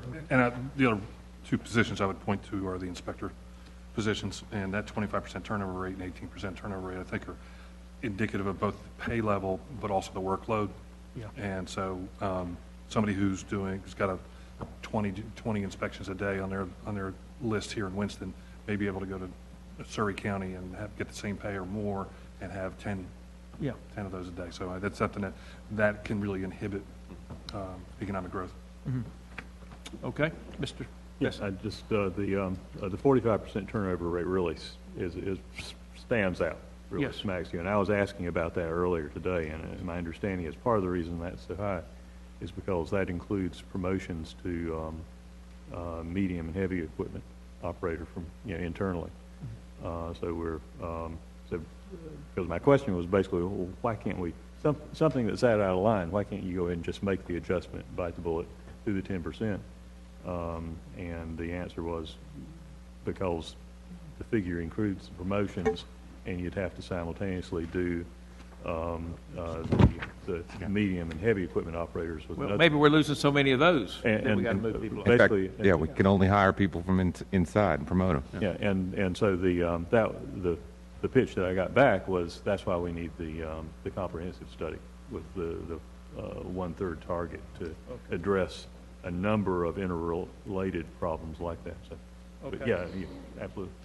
All right, any, Ms. Adams?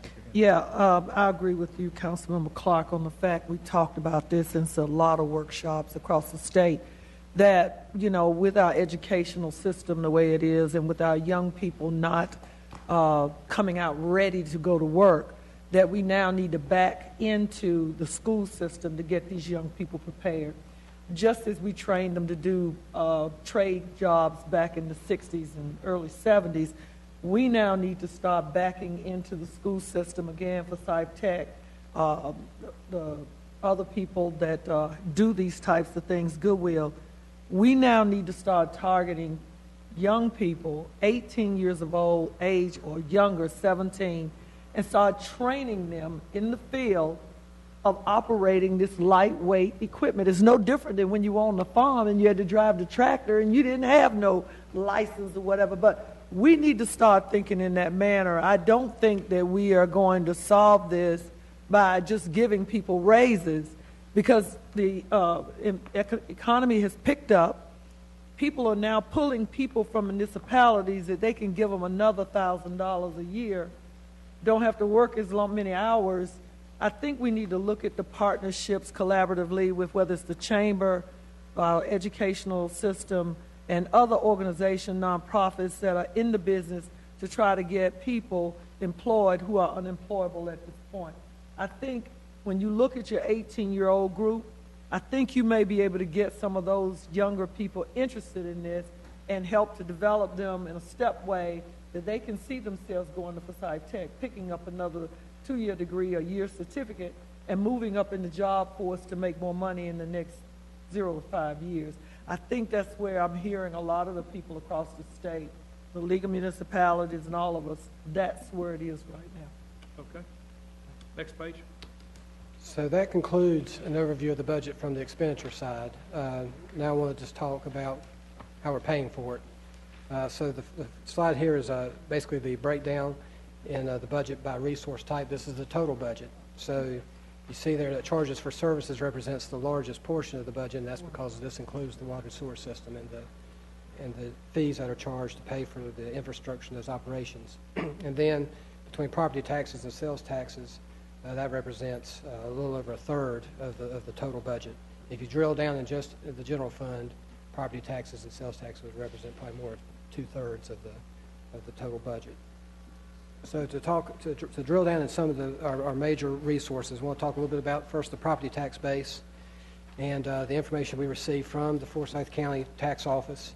We're looking at a projected base next year of $20.6 billion. That's about a 1.1% increase over the estimated base for this year, about $200 million of growth there.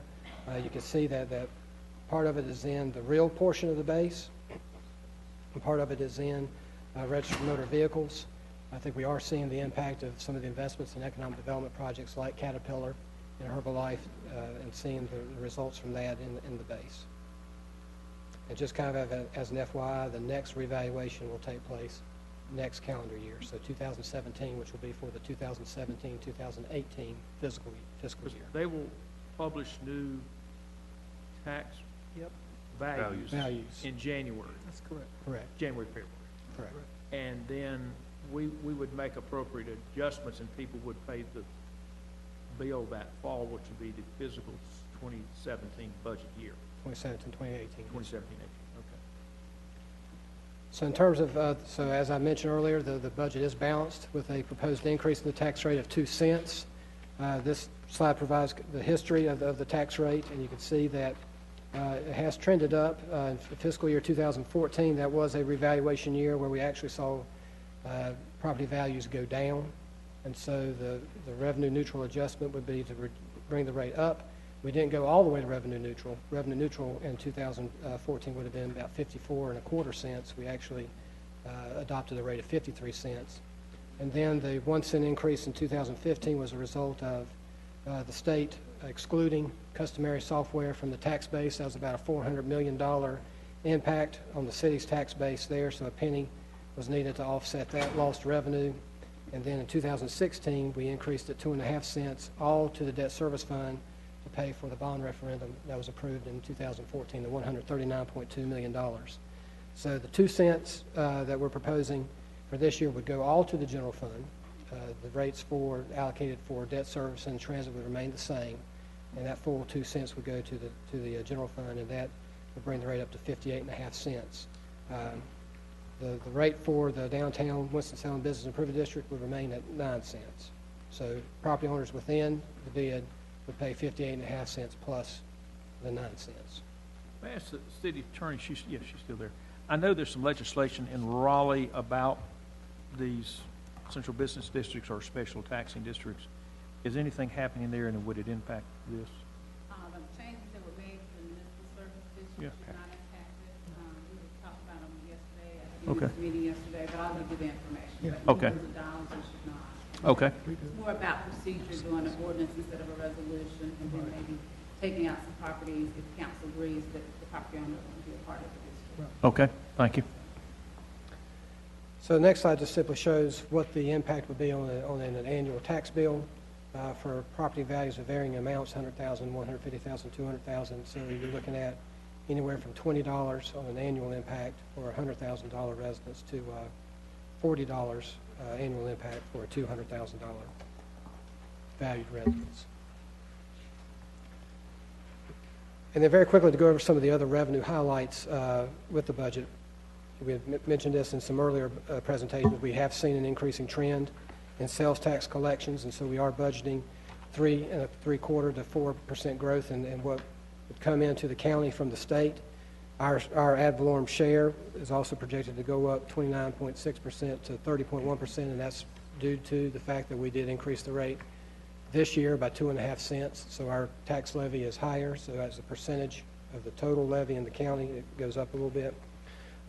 We are not projecting any net impact from proposed state legislation that is out there regarding a sales tax.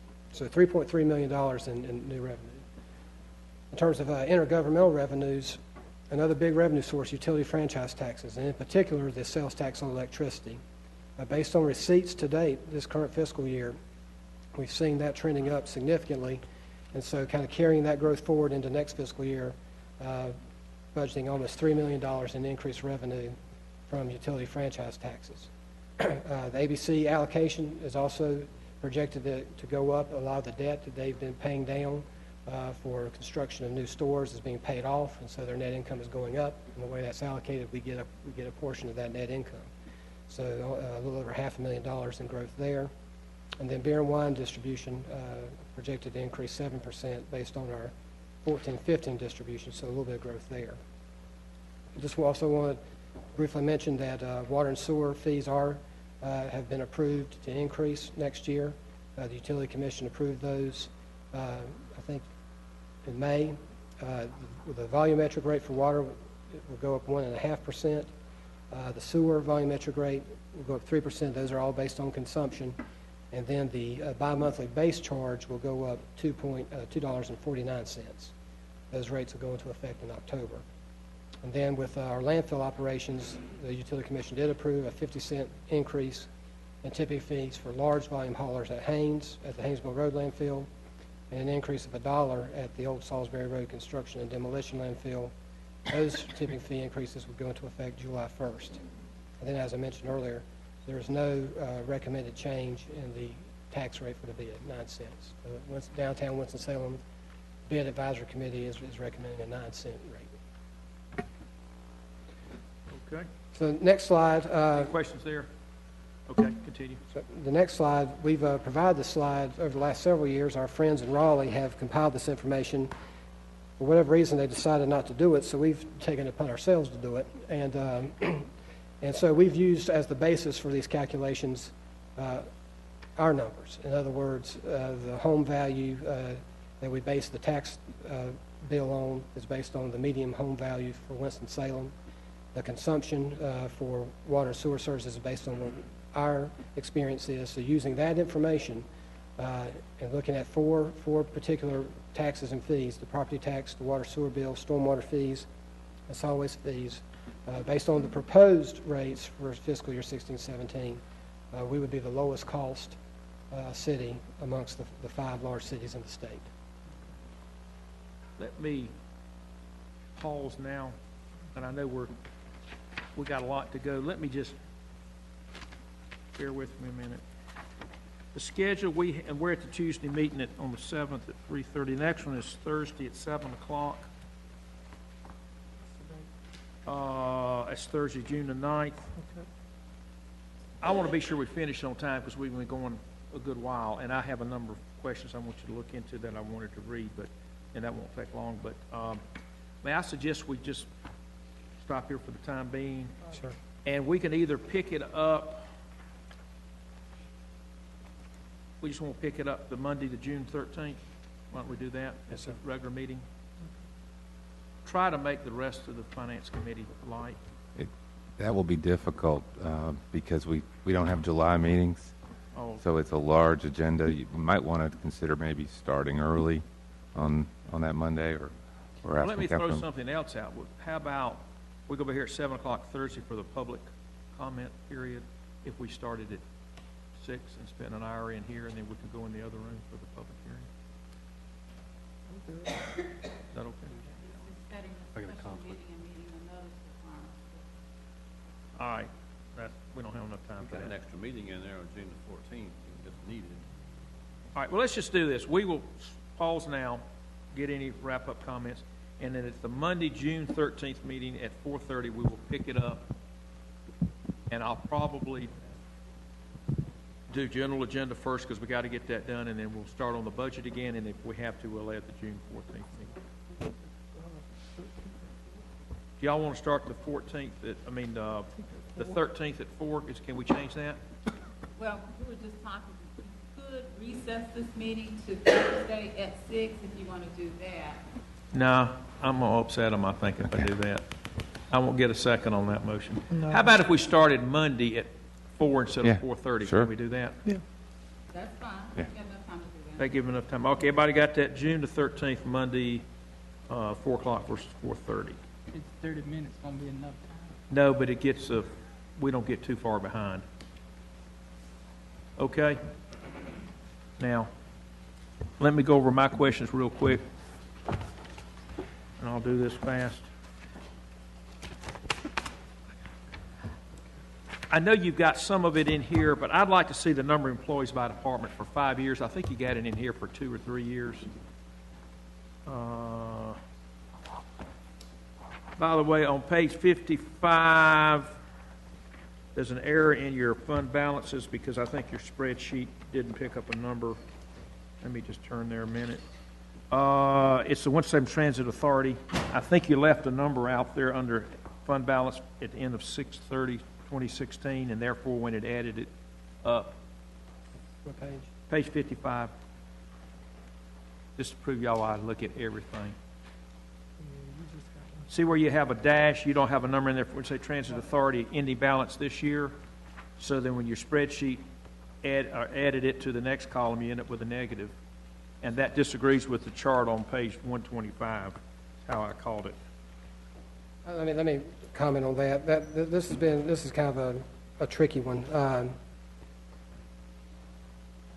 The federal government has not provided us their allocation of revenue for the last couple of years, and what it's done is it's put the transit fund into essentially a negative position, and there's now quite a significant due to in the general fund, because when there's a negative cash position in another fund, the general fund contributes to cash. So what we show in the page, the projection, it's based on the assumption that we're going to get those revenues, and we'll be fine. We'll be whole. What you see here on page 55 is really the true accounting of where we actually are. But on page 125, we show a different balance. Go to page 125. There's the Transit Authority Fund reserves, and you show for the ending this year at 3.24. So one's hope and one's reality. Well, one's a due to. I mean, the feds owe us the money, so we know we'll get it. It's probably they're delaying it 12 to 18 months for the last 2 years, I believe. That's correct. That's correct. The projection on 125 is assuming that we have those allocations, because I mean that we rely on those to fund a significant portion of the operation. We go back. But on 55, I mean that is the. Then I think you need a big asterisk because you have two numbers in here that disagree. Yes. A note with it down I at know. the bottom, too. And I see here where you're coming from. One's in accounting. There's actually no money in the account because Right. I mean, we're waiting. And actually, the next slide in the presentation, when we see it, will be the general fund balance appropriation. I mean, the general fund balance position, and the reserve portion is like $18.5 million, and a large part of that is because we're due so much money from the feds. Okay. All right. All right. Page 69. This is the parking decks.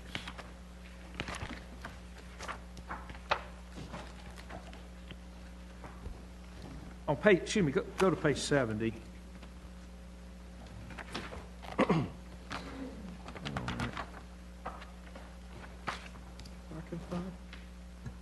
I guess, do these charts accurately reflect the fact that we have sold the deck and reduced the debt accordingly? I believe they do. Yes, they do. Yes, sir. So 15, 16 estimated, you can see an increase there in the parking fund reserves. That would be a reflection of the net proceeds. Okay. Just a general comment. Can I get the number? This is in the police area, and I guess it's total officers or sworn officers, however y'all count it, per capita comparison between our typical cities. Page 104. I haven't looked at this in a week. I hope I can remember what my questions were.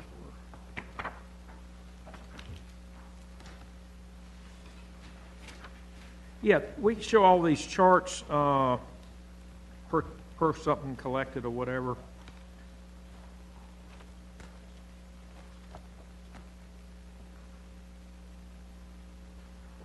Well, the first question there is why is the refuge cost, we're way out of line on one chart. And I will say I do recognize that these oftentimes are apples and orange comparisons because there's no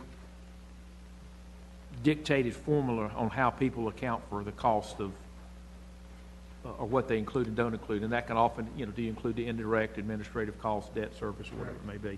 Just a few comments there. I also asked the question, we used to have a problem, and I'll direct this to our CFO back there, accounts receivables in the water area. I know years past we've had issues with a fairly large balance of receivables in water and sewer bills. If you could get me some information there. And then I said on page 107, and this is in the utilities area, I was going to compare the debt level versus the fund balance. We got the fund balance here, but utilities has an unusually high debt level, and I think it'd be helpful to compare those two. These fund balances look awfully healthy till you realize they've got a $400 or $500 million. So I think it'd be helpful to show those side by side. Oh, this is from Mr. Bessie. I think it is time to take a hard look at our C&D landfill of coordinating it. And I do know in Clemens there is a private recycling center. I forget what it's called. It's got a fancy name. That we automatically send all the C&D waste through there first because a significant portion of that is potentially recyclable and therefore reducing what has to go to the C&D landfill, and then you might even be able to reduce those hours And maybe that's an RFP we got and ask anybody if you put in a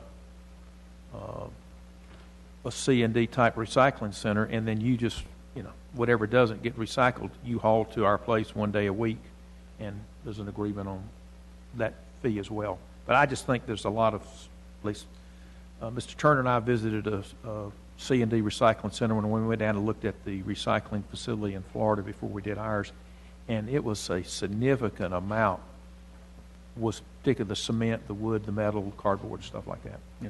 Put that on the agenda for. Yeah. And lastly, I'm going to provide my chairman's remark on the budget in general. And I get back to something Miss Adams was picking all around the sides of it. I have a real concern right now in the public safety that we have enough officers to take care of it, because that's one of the very, very central things. We have tried to do some pay adjustments, and I know they haven't. It takes a while to see what that is, but we're still having some pretty high turnover. I'd like to know right now how many open positions we have in public safety. I talked as recently as this afternoon with our city manager, and we were looking at trying to get a class of 40 starting, and he said we think we have 25 signed up, something like that. How many open positions we have right now, when that class starts and when it finishes, and how many open positions we would assume are going to be then. I am concerned we're adding these positions. Now, we may move people into them from somewhere else, but it may have zero budget impact because we may never fill them. And my concern is, before we go adding positions, we need to be sure we have got our hands around this issue of other folks coming in here and taking our folks away. Because, we can plan all these districts, this, that, and the other, but if we can't ever staff them, and I guess I'm getting at, we may have to add some more money, more than we think, to get us competitive so that we can stop this bleeding. But I think we need a little effort there. Specific to that, I will say I do have a concern, given that environment, of adding in a fourth district at this time. I also have a concern, we haven't even opened the first of the three yet. And this was a new concept. I understand the concept. I support it.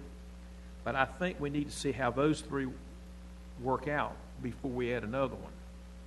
We're adding the fourth before the first one's even finished. And I guess Walkertown's going to be the first one. Walkertown, I mean. Yeah. That's totally different. The different offices are different than the response districts. The response districts aren't going to change either way.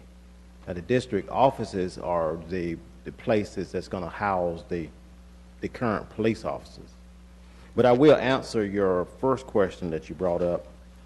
How many positions are we short? Currently, we are allotted 570 sworn police positions. As of yesterday, when we ran the report, we're sitting at 512. What? 512. 512. All right. Now, we are in a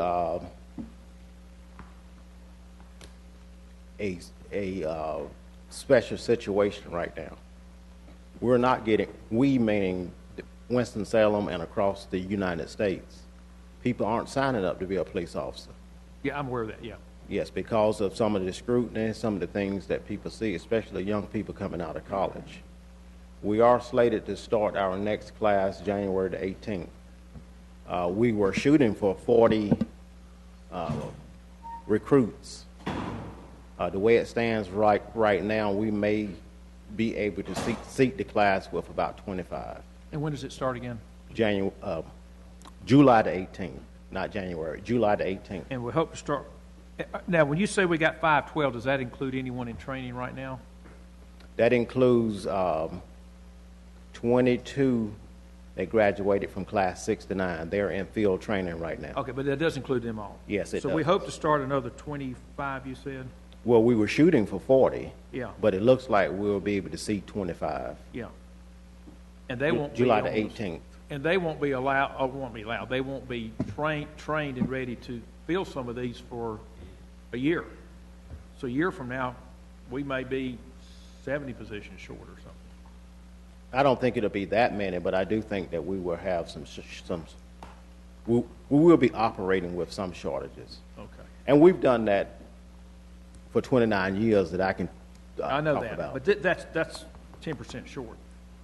Yeah. I'm just concerned I may need more financial resources we are getting above average attrition, and we're getting below average interest on the front end, people coming in. And I know this is not just our concern, it's a lot of concerns around the country. And I'm just concerned before we start adding even more positions that will be unfilled, that we work this problem. And Well, part of the concern is keeping our seasoned officers, so they won't go to some of these agencies that are willing to give them $2,000, $3,000, $5,000 more. yeah, That's some of the things that we're seeing, but some of it is natural attrition. We do have several classes who are in the retirement range. So we're seeing some of it with that. yeah. But doesn't matter if they left to go to work at High Point or retired, we still got an empty position, and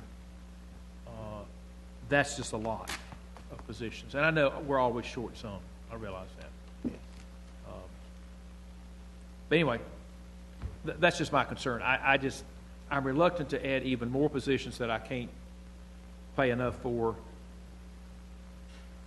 We've got to work this problem, and we may have to take some of that money and go work with Forsyth Tech on some program. Maybe they can help us, or some of the schools or whatever. I don't know what the answer is, but I just think we need to work. We got it with light equipment operators. We got it in some other places, but we got it big time in the police area. Well, just for clarification, to start the Center City District, you're only talking about one sworn position. That's the one captain. Yeah, but you got 3 communication folks.